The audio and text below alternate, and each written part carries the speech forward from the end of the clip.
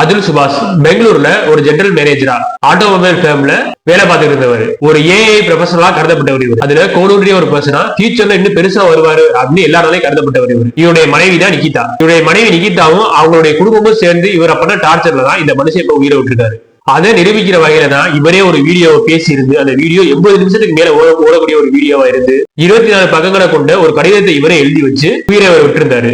இவருக்கு எதிராக கிட்டத்தட்ட 9 வழக்குகள் அடுத்தடுத்து பதிவு பண்ணப்பட்டிருக்கு. இது அனைத்துமே பொய் வழக்குகள் தான் அப்படின்னு இவர் தரப்புல இருந்து சொல்லப்பட்ட விஷயம். கொலை முயற்சி, வரதட்சணை கொடுமை, அதுக்கப்புறமா இயற்கைக்கு முரணா உடல் உறவு வச்சுக்கிறது, இப்படி மனைவியை இது மாதிரி நிறைய டார்ச்சர் பண்றாரு அப்படின்னு இவருடைய மனைவி நிகிதா இவர் புகார் கொடுத்திருக்காங்க. இப்படி இவருக்கு எதிராக பல வழக்குகள் கிட்டத்தட்ட 3 கோடி ரூபாய் இவருக்கு எதிராக கொடுத்திருக்கதே பொய் வழக்குகள் தான். அதை வாபஸ் வாங்கணும் அப்படின்னா அவருடைய மனைவிக்கு 3 கோடி ரூபாய் கொடுக்கணுமா அவங்க மனைவி கேட்டிருக்காங்க. இப்படி அதுக்கப்புறமா 30 லட்சம் ரூபாய். இது எதுக்கு அப்படின்னா விசிட்டேஷன், இவர் பெத்த பையனை நேர்ல போய் பாக்குறதுக்கு, அது ஒரு தடவை பார்க்கணும் அப்படின்னா 30 லட்சம் ரூபாய் கொடுக்கணுமா.